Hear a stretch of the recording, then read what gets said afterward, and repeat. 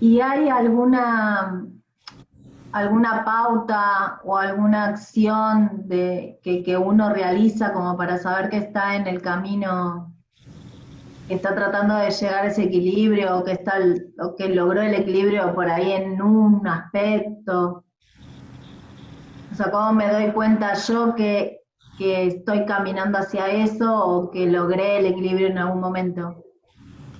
A mí me parece que la paz interior, esto de estar con esa sensación de paz interna, eh, a mí me parece que es como parte de eso, ¿no? Sí,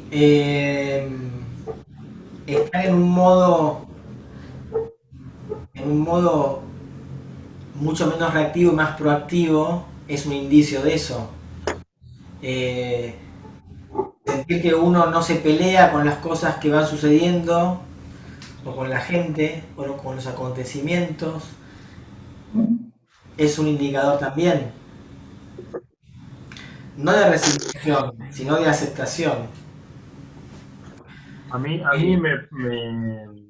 me pasó en base a esto que decía Vero, que preguntaba algo que uno puede hacer. eh, Me parece como un ejemplo bueno para dar. Yo había contado que hace unos meses estaban haciendo como una construcción acá arriba en el edificio y demás. Y me pasaba, haciendo alusión al tema este de ser reactivo o no, que me enojaba.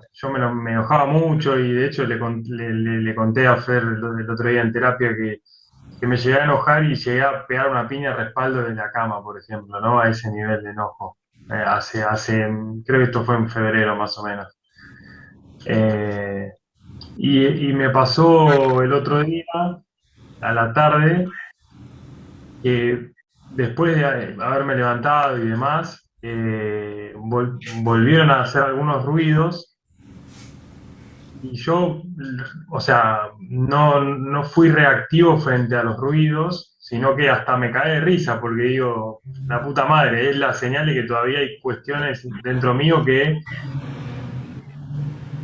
me están diciendo, che, hay algo que tenés que ajustar. ¿Entendés? Y yo me lo tomé de esa manera y esa fue mi actitud frente al mismo estímulo. Entonces, ahí hay un ejemplo de la diferencia entre una cosa y la otra. Yo ayer literalmente me caí de risa de los ruidos porque decía, es muy, o sea, ahora lo puedo ver con más claridad, que hay cosas dentro mío que me están diciendo, che, despertate, y antes me enojaba. Y antes estaba tan peleado conmigo mismo que hasta me logré hacer un daño a mí mismo porque realmente le pegué una piña, o sea, me da un poco de vergüenza contar esto, pero bueno, lo comparto como experiencia, le pegué una piña al coso de la bronca que tenía y me lastimé la mano. Entonces, a ese nivel. Entonces, bueno, ese es un ejemplo que yo aporto y comparto que me parece que está bueno como para entender eh, la forma de por ahí concretar o plasmar esto que está explicando Fer. O por lo menos la forma que yo encontré o que viví de cómo logré en algún punto tratar de tomarme las cosas de otra manera. Ser proactivo y no reactivo. Es un buen ejemplo, ¿eh? Muy buen ejemplo. Frente al A mismo mí, a mí me estímulo, sirve, estímulo, perdón, frente al mismo estímulo cambia completamente la respuesta, ¿no? Entonces, eso implica un posicionamiento interior muy diferente. En el primer caso, él está otorgando todo ese poder a ese estímulo, está poniendo su poder personal afuera y luego reaccionando frente a eso. Y en el segundo caso, él no delega el poder personal sobre ese estímulo, que es el mismo, pero como el poder personal permanece en uno decide proactivamente no darle bolilla, poner el foco en otra cosa y seguir adelante. No se pelea con eso. Para poder hacer este cambio, por supuesto, no basta con la voluntad. Esto requiere un entendimiento más profundo, una conversación más profunda, como estábamos hablando recién. Comprender cómo funcionan las cosas. Entonces, si uno comprende que eso que está ahí afuera y que no me gusta, seguramente es un decreto inconsciente, pero finalmente es un decreto mío, equivocado, negativo, que está generando caos, yo no me voy a pelear contra el martillo o con el tipo que martilla, porque no es el que genera caos, el caos lo estoy generando yo internamente. Cuando yo comprendo eso, no pongo la culpa en el tipo que hace ruido en este caso, ni me enojo entonces con él, sino que entiendo que es algo que yo proyecté, que debo decodificar el mensaje como si fuera un sueño, a ver qué me quiere decir, qué tengo que aprender, ¿sí? Y entonces, no solamente no me peleo, ni echo culpas, sino que asumo la responsabilidad, y como asumo la responsabilidad, puedo cambiar. Porque de aquello que yo me hago responsable, puedo modificarlo. ¿Sí? Cuando entiendo ese proceso, el resultado es que escucho el martillazo y, como dice Joaquín, se ríe. Esa es la resultante. Pero el proceso previo fue otro. ¿Sí? Es, en vez de estar parado en el ego reactivo, se paró desde el self proactivo. Pero eso implicó primero todo este proceso que estoy hablando. Comprender, entender qué es lo que estaba pasando y qué es lo que la situación estaba simbolizando o estaba representando. Recuperé el poder, y al recuperar el poder puedo accionar de otra manera.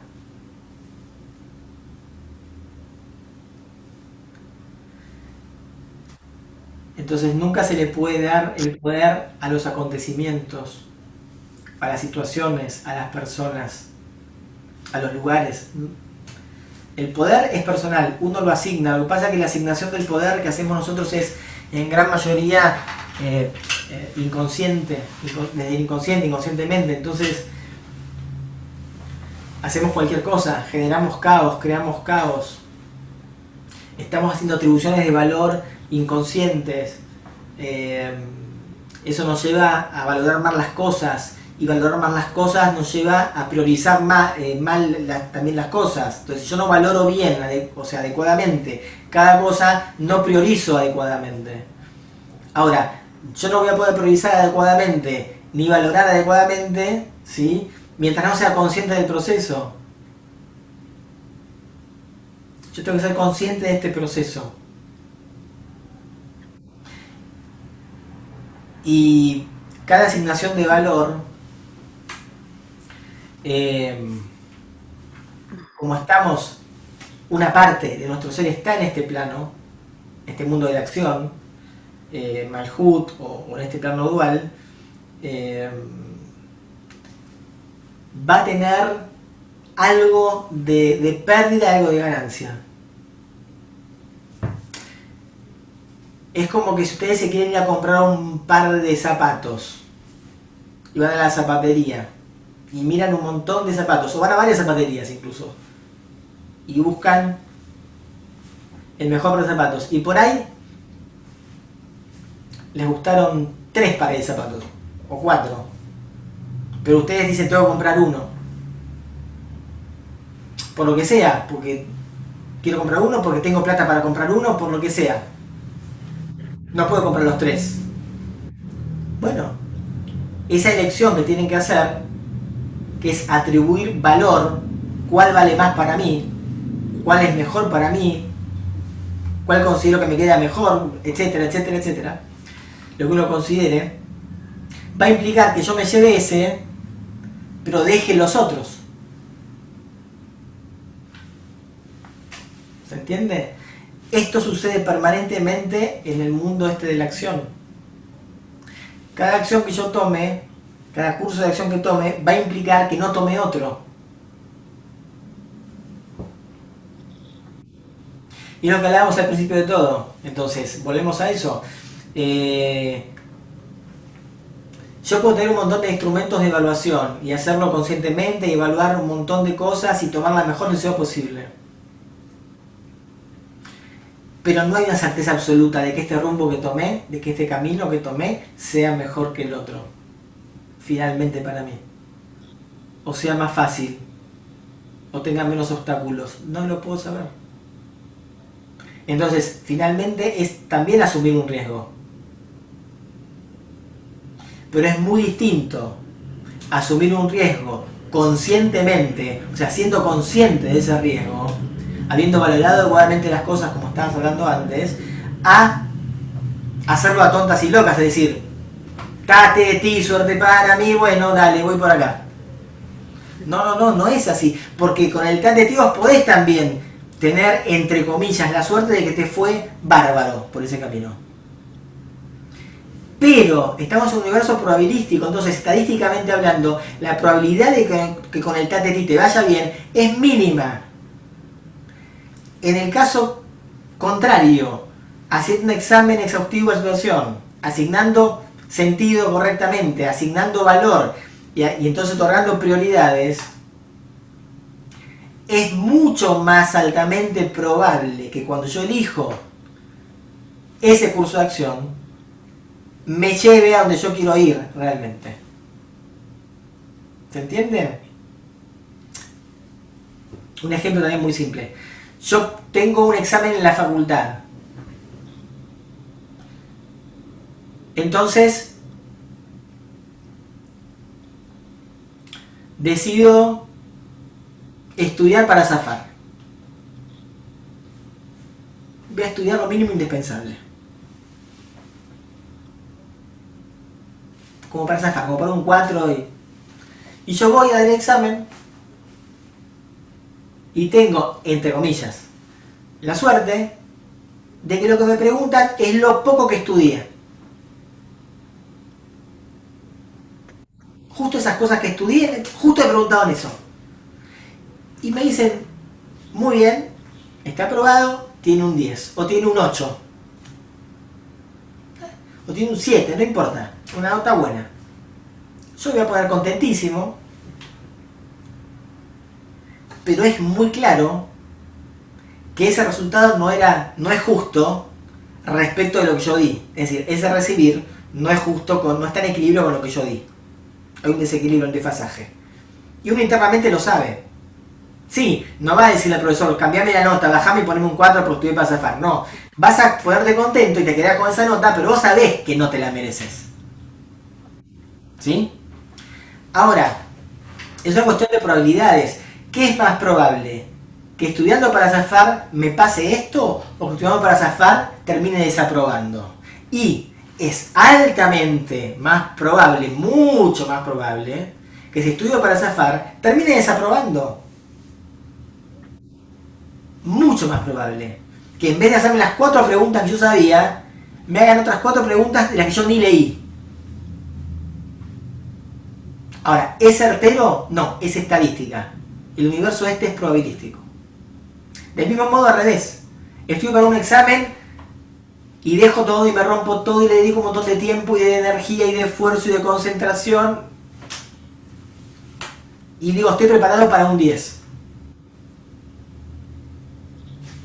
Y voy a un examen y me agarra un profesor y empieza a pasear por algunos lugares, a hacer preguntas más complicadas, o justo me pregunta aquel tema que yo no sabía de 100 temas 99, y me preguntó justo ese puntito que no sabía porque lo tenía flojo, y el tipo arranca por ahí y dice, este está flojo, y entonces te empieza a pasear y a hacer cosas más complicadas, y te dice, bueno, mira, te voy a probar, pero tenés un 5.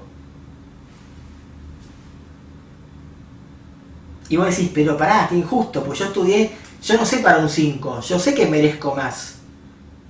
Yo sé que merezco un 10, un 9, merezco más, no merezco un 5. Bueno, Son cosas que pasan. Ahora, ¿qué es más probable otra vez? Que si vos estudias más, te pase esto, o que si estudias más, se vea reflejado en una muy buena nota. Esto segundo es mucho más probable. Ahora, ¿es certero otra vez? No, no hay certeza. Entonces, mientras vivamos en este mundo, en este plano, no hay certeza de ningún tipo. Hay probabilidades.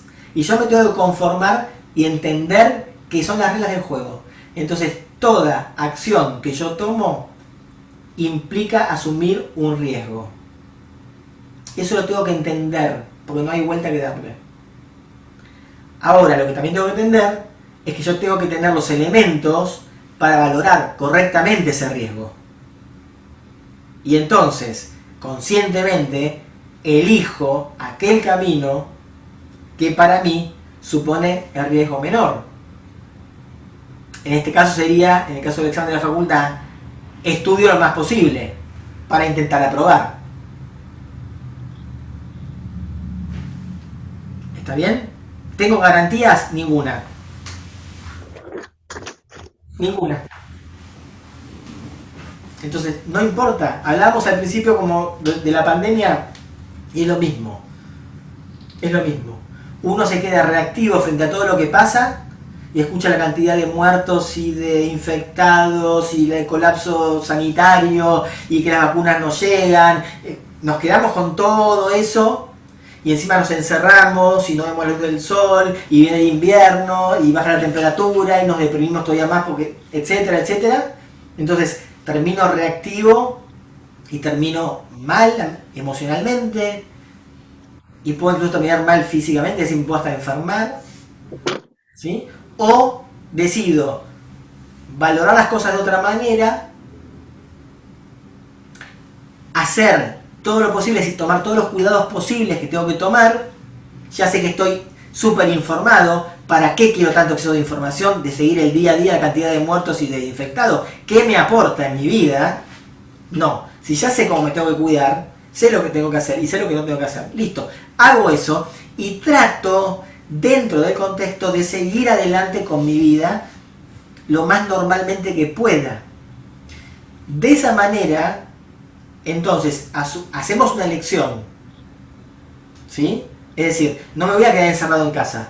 Voy a hacer la vida más normal que pueda en este contexto con todos los cuidados. Perfecto. Y asumo riesgo potencial de que tal vez me pueda contagiar. ¿Está bien? De la otra manera, me quedo encerrado, pienso que entonces disminuyo el riesgo de contagiarme, por ahí lo disminuyo, claramente, pero ¿qué va a pasar con mi psiquismo? ¿Qué pasa con mi parte mental? ¿Con mi parte emocional? ¿Con mi salud física? Si estoy aislado. Entonces, ¿dónde está el mayor riesgo? Hay gente que yo conozco, casos directos, que se contagió COVID sin salir de la casa. Yo conozco el caso de una persona que falleció de COVID estando postrado en su casa. Y un anciano. Y la mujer tampoco salía. Solamente le alcanzaba las compras del súper el portero. Y esta persona, a la mujer no le pasó nada y el señor se murió. Le agarró neumonía y se murió. Están en cuarentena estricta, el año pasado fue esto. Cuarentena estricta.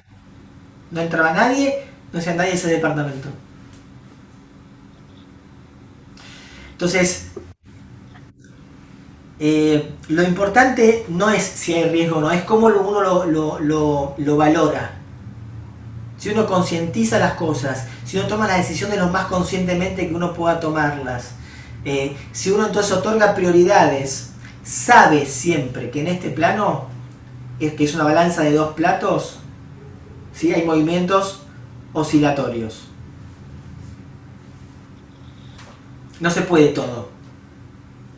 Todo al mismo tiempo no se puede. Uno quisiera hacer la vida normal que hacía antes, no tener ninguna chance de contraer COVID, ¿sí? Pero es imposible. o quedarse totalmente encerrado y no vincularse con nadie.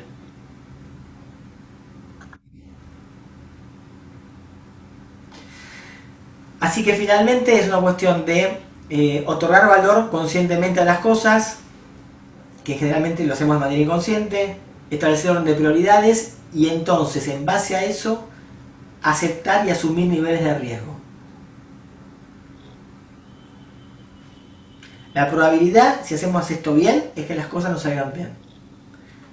Vuelvo a repetir, ¿es una certeza? No, no hay ninguna certeza.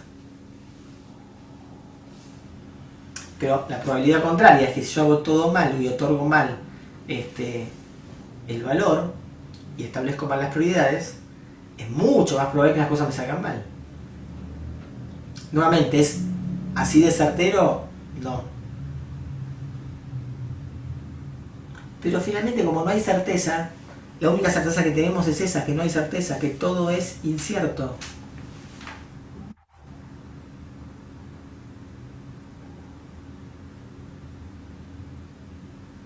Que la realidad objetiva no está ahí, no existe. Es todo una realidad subjetiva. Lo que llamamos realidad objetiva es la subjetividad del colectivo, o sea, cuando todo el mundo cree en algo decimos que es algo objetivo, pero no, es una subjetividad colectiva. Todos creemos en eso y creamos una realidad que finalmente esa realidad, lo que nosotros decimos la realidad, es una construcción colectiva. La realidad se construye individual y colectivamente. No hay cosas objetivas. Entonces, si toda realidad es subjetiva y entonces toda realidad es una realidad psíquica, sea del psiquismo individual o del psiquismo colectivo, finalmente creo que a la hora de hacer la ecuación y de poner en la balanza las cosas, va a pesar mucho lo que nosotros creamos. ¿En qué depositamos la fe? ¿En qué estamos creyendo? ¿En qué confiamos? ¿Cómo atribuimos el significado a las cosas? ¿Cómo atribuimos la valoración? Si podemos el poder afuera, si lo podemos adentro. Va a pesar mucho todo eso.